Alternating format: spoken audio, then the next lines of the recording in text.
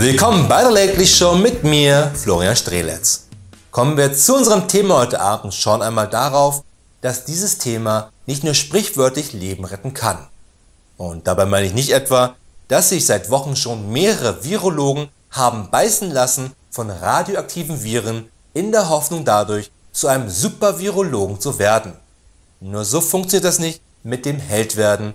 Dafür muss immer noch bekanntlich ein Virus die eigenen Eltern in einer Gasse erschossen haben. Nur bevor wir loslegen, vergiss bitte nicht den Abo-Button zu drücken und die Glocke, denn jedes Mal, wenn die Show 1000 Abos mehr bekommt, dann spende auch ich einen halben Liter Blut. Denn wie jeder Nicht-Vampir habe ich auch um die 1000 Liter Blut in meinem Kühlschrank gelagert, so wie wir alle Nicht-Vampire, also menschliche Menschen, das doch machen, oder? Aber kommen wir jetzt zu unserem Thema, denn heute Abend geht es hierum. 15.000 Blutspenden täglich sind nötig, um den laufenden Bedarf in deutschen Kliniken und Praxen zu decken. 500 Milliliter Blut zapfen sie jedem Spender ab. Langfristig vorsorgen können die Blutbanken nämlich nicht, weil die Präparate maximal 42 Tage haltbar sind und auch nicht eingefroren werden können. Und jedem Vampir sind gerade vor Freude, wie mir als total menschlicher Mensch, die Augen aus dem Kopf gefallen. In Deutschland werden pro Jahr um die 4 Millionen Liter Vollblut gespendet. Vollblut, was meistens von krassen Vollblut-Bodybuildern kommt, was natürlich nicht stimmt, denn deren Blut würde selbst einen 90-Jährigen zum zweiten Usain Bolt werden lassen. Was gut wäre, denn dann könnte er vor allen Dopingkontrollen einfach wegrennen, so wie die das in Russland ja auch machen. Vollblutspende bedeutet nur genau das, was wir beim klassischen Blutspenden selber sehen können. Nämlich, dass wir unser Blut spenden und der Beutel komplett rot ist. Dabei spenden wir meistens um die 500 Milliliter. Man kann jedoch nur alle 56 Tage Blut spenden. Allerdings Männer sogar 6-mal im Jahr, während Frauen nur 4-mal im Jahr das machen dürfen. Männer natürlich 2-mal mehr, weil wir 2-mal mehr in Ohnmacht fallen beim Anblick der Nadel. So weit, so gut. Wofür wird das Blut gebraucht? Wenn du dir wirklich diese Frage jetzt stellen musst, dann würde ich mal sagen, hat Mr. Wikipedia to go wieder eine unschuldige Seele in die Funkdummheit geführt. Das Blut wird natürlich gebraucht, um es anderen Menschen per Transfusion zu geben. Und nicht etwa das Blut von Teenagern für alte abgewrackte Milliardäre, damit die wieder eine Potenz haben wie mit 89, sondern Blutkonserven werden benötigt, wenn Menschen schwere Unfälle haben und selber massiv ihr eigenes Blut verloren haben. Deshalb stimmt der Satz, dass Blutspenden Leben rettet.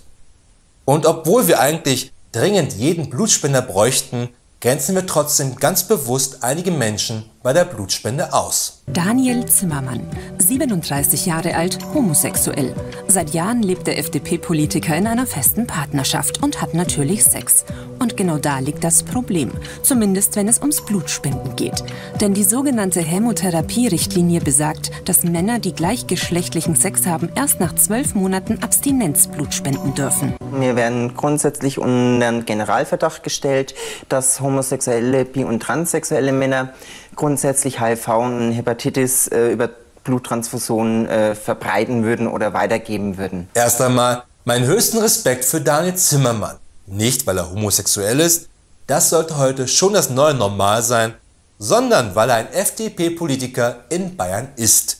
Die stehen dort normalerweise unter Artenschutz. Und bis 2017 war es homosexuellen Menschen sogar komplett verboten, Blut zu spenden.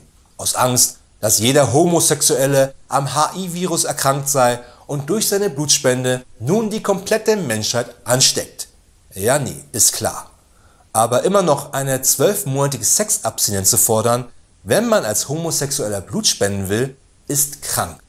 Zum einen vögeln sich in der Zeit heterosexuelle Menschen einmal durch die Evolutionskette, nur ist das dann okay. Und zum anderen sollte man niemals, gerade in Bayern, etwas verlangen, was kaum ein Pfarrer in der katholischen Kirche durchhält, wenn die neuen Ministranten eintreffen, nämlich eine 12-monatige Sexabstinenz. Der war hart, aber gerecht. Denn bereits 2011 kündigte die Deutsche Bischofskonferenz an, 2 Forschungsprojekte zur wissenschaftlichen Aufarbeitung sexualisierten Missbrauchs in der Kirche in Auftrag zu geben. Und fast 10 Jahre später ist immer noch nichts geklärt. How come, Pope Francis? Trotz alledem ist das Blutspenden keine altruistische Veranstaltung, denn dahinter steckt ein Milliardenbusiness in Deutschland. Und einen großen Teil an dem Geschäft hat dabei das Deutsche Rote Kreuz mit seinen 5 regional gegliederten Blutspendediensten, die ungefähr 2/3 allen Bluts, das in Deutschland gespendet wird, im Jahr sammeln. Und das sind zwischen 2 bis 3 Millionen Liter Blut. Dies geschieht mit Hilfe von unzähligen Ehrenamtlichen und wird dann auch gerne von einer Werbung wie dieser unterstützt.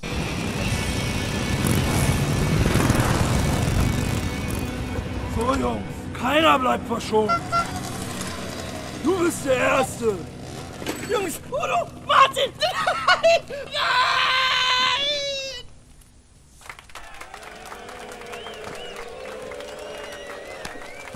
Ruhe, hopp, der Nächste. Echte Kerle spenden nicht nur Applaus. Cool. Nun ist es aber natürlich auch so, dass um Blut bereitzustellen für die Menschen, die es brauchen, natürlich Kosten anfallen, die unbedingt gedeckt werden müssen. Das ist vollkommen klar. Wenn man allerdings DRK-Skandale bei Google eingibt, dann gibt es dort gleich 28.000 Treffer. Wenn ich Strelitz und Sexvideo eingebe, nur 27.999 und dabei ist mein Name sogar extra falsch geschrieben.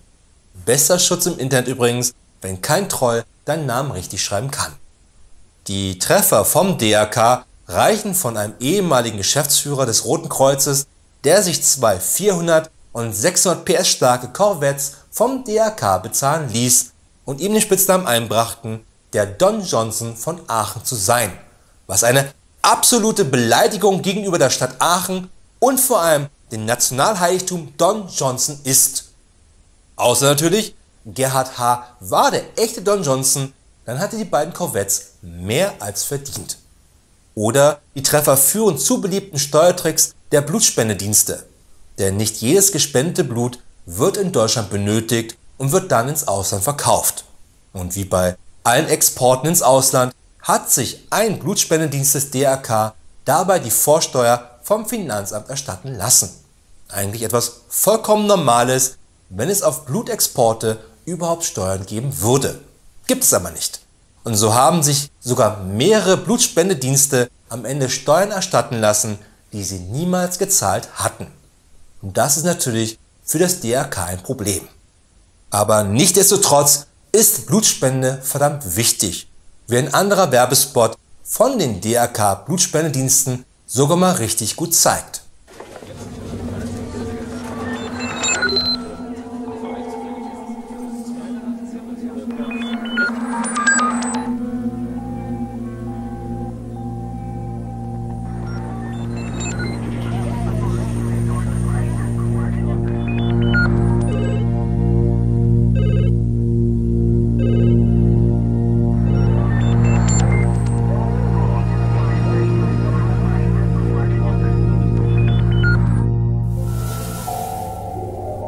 Verdammte Scheiße, die haben echt ein Krankenhaus aus Bielefeld mit reingezogen.